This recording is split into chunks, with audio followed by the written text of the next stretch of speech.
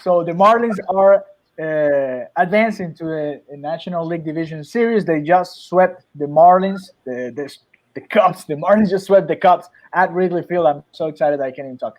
Uh, and I mean, we said it before. They don't come to the playoffs just to get to the playoffs. They like winning series. They have a good record at Wrigley Field. They always advance to the next series when they get to the postseason. And this particular series, it was about pitching, right? The starting pitcher was just great. They just allowed one run, and it was a home run. So it was uh, all. I mean, the Cubs had a couple of runners in what 5 innings throughout the series, throughout the 2 games, and that was it. That this is very exciting for the Marlins, and especially for what they're building towards the future. But right now, why not? I mean, they're already in the division series, so go ahead and do your analysis.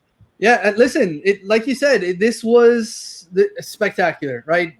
There couldn't be anything more than we could have asked for as Marlins fans going into historic Wrigley Field, a place where the Marlins have had success in the past. I mean, some of the greatest moments in Marlins history have happened right there in that place, right? And they were able to do it again. They were able to go in there and sweep the Cubs. I mean, most people thought the Cubs were going to sweep the Marlins, right? Nobody believed in the Marlins moving into this series, but the Marlins knew what they had. The players believed.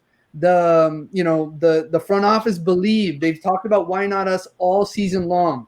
And the reason the Marlins were able to win this series was their pitching matched up against the more heralded pitching staff, right? Most people were like, oh my God, Kyle Hendricks and Yu Darvish, forget it. The Marlins don't have a chance. Well, the Marlins put Sandy Alcantara out there. He put Sixto Sanchez out there, and they were just as good as Kyle Hendricks and Yu Darvish. I mean, Sandy was better than Kyle Hendricks, and Sixto did enough, right? Darvish was great today, but the Marlins offense had the timely hits. I mean, it's just spectacular. Ryan, what do you think, man? Pretty much you covered it, David. But I mean, congrats to Marlins Nation. Congrats to like the 1,000 fans that we apparently have. No, this is a huge win for the city of Miami. I mean, we needed this win. We were there. We go to the playoffs. We continue success. On to the Braves. I'm not worried about the Braves. Right now, we're focused on this win, this W. We can celebrate, and then we have a Heat game tonight. But regardless, big ups to Sandy, Sixto for really shutting down the Cubs offense. Cubs offense was abysmal. David Ross, you got out-coached or out-managed, whatever the case is. And, and we didn't even have to retaliate on you hurting Marte. So we're just going to continue and move on. So thank you so much, Cubs, for playing. Yeah, that will be next year maybe if that happens. And Contreras is my first candidate, right? After what happened with the 2 hit by pitches. So we have to talk about this. This team was, in the beginning of the season, they lost so many players. They somehow found a way to win series, win doubleheaders, stay in the playoff run. They were falling off. They lost that series against the Braves. They lost against the Nationals, against the Red Sox, and we thought, you know what, maybe this team doesn't have enough to make it to the playoffs and to actually make a playoff run.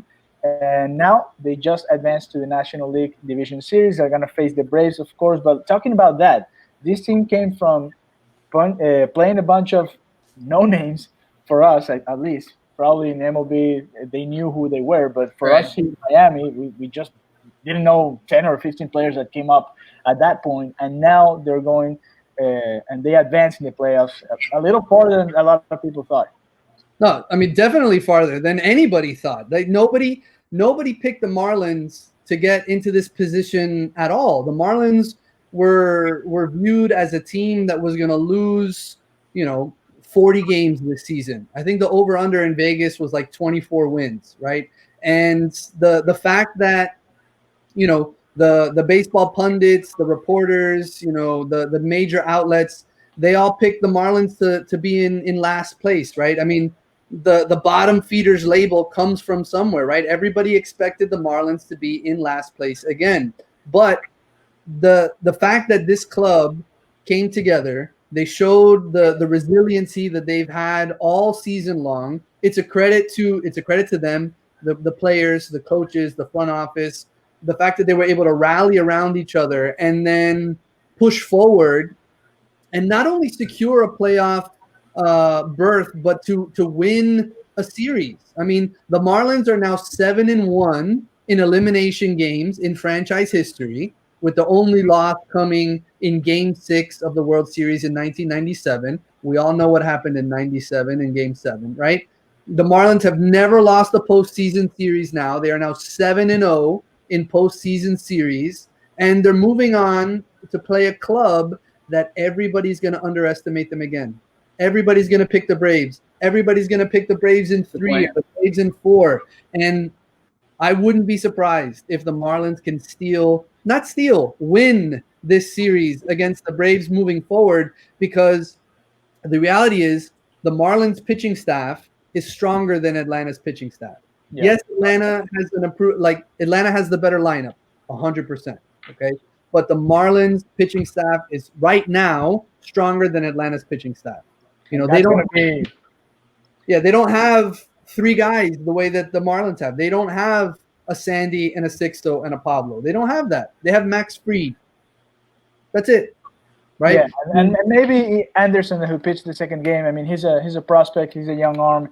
He's going to be there in the long run. But I would put him at the same level as maybe a little behind Pablo in that progress. But it's definitely a better rotation for the Marlins. We know how good of a lineup Atlanta has, and that has been the problem for the Marlins, to keep that lineup from scoring a lot of runs, which is what they are capable of. I mean, the Marlins did beat them in some series during this season. Of course, if you go to run differential, Atlanta just blew us off. But if you go to actual games, the series wasn't that far away. So it's been a kind of an even series throughout the year, and now it's a better a series of whoever gets 3 wins advances to the National League Championship. Right. Listen, you make a great point about the run differential, right? But then you got to remember, one of those games was a 20-run win for the Braves. You know, so the Marlins were minus 24 against Atlanta in 10 games this season. You take out that one game, and it's minus 4. What does that tell you? In 9 games, they were minus 4. That means they're right there with the Braves. I mean, they won 4 out of the 10, so they were 4-6 against Atlanta this year. When they played them down here, they won 9-4 in the first game, lost 9-5, and lost 9-6 in the next 2. You know, so I mean, there was plenty of offense in that first series when they matched up, and then in early September, the Marlins took 2 out of 3 in. The Marlins took 2 out of 3. Sorry, they won 8-2, lost 2-1, and lost 4-0 in their first series. In Atlanta, they won 5-4, won 8-0, and then lost 29-9. So, you know, they've been right there the entire time. This last series, the last run through Atlanta, again, there was a 1-run game in there, a 5-4 loss, and then a 10-run loss in there, 11-1.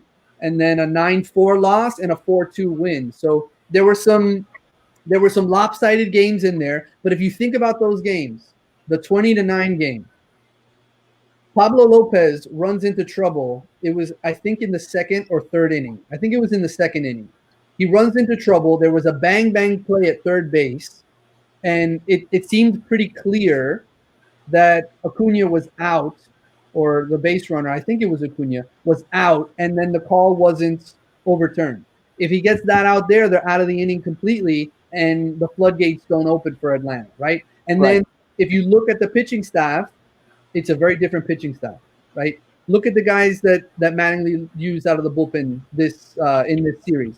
Blyer, Boxberger, Yimi Garcia, Brandon Kinsler. Yeah, and James Hoyt was there too. Right, and James Hoyt was available. Those guys, unless it was a close game, they weren't coming in versus the Braves. So Jordan Yamamoto gives up 12 runs. He's not on the roster, right? Yeah. I mean, there were so many of the other sort of also ran bullpen arms that came through that gave up a ton of runs that are not going to get on the field in this series. So you look at the numbers, and it seems tilted toward the Braves, but a closer look at the numbers shows you that the Marlins were actually a lot closer to the Braves than what some people are willing to admit. Right. So let's close it out here, saying thank you to our friend Alex Chavez. He says, "Congratulations, Marlins pitching. Pitching is the real deal. If the Marlins pitching just stay consistent and the Marlins get more aggressive on the bases and small ball, they will beat Atlanta. Marlins will be a threat going forward. They just proved they can hit good pitching, and they hit it enough. I mean, it wasn't a very explosive offense by the Marlins at all, but it was enough, and it was a great pitching performance by both the starters, Sandy Alcantara, Sixto Sanchez, and all the relievers that you just mentioned. We're gonna close it out here because at 6 we have a little pre-game pod that is gonna be playing here on 5 Reasons. But thank you very much for being here with us for almost 4 hours in this game and enjoying this live commentary along with Ryan Lesnar, David Fernandez, and our friend Christian Chase, who I don't know if he's in his dorm already. I don't know if he's underage or not, but don't drink yet. Wait until you're 21. And you Marlins fans, let's go celebrate. The Marlins will be playing again on Tuesday. They will be playing at Minute Maid Park, so watch out for the trash cans there. And we'll be back with you guys on Tuesday to keep enjoying this playoff run here on 5 Reasons. So thank you very much. Remember to subscribe, give it a thumbs up, and we'll be back soon with more content. Tonight, of course, right now at 6 p.m. is going to start our pod, like I said, and then at around 8-ish, our pregame for the Miami Heat second game of the finals. Remember, we don't have Bam Adebayo tonight, so there's going to be probably a discussion of who's starting over Bam in that position. Thank you very much, and see you later here in 5 Reasons.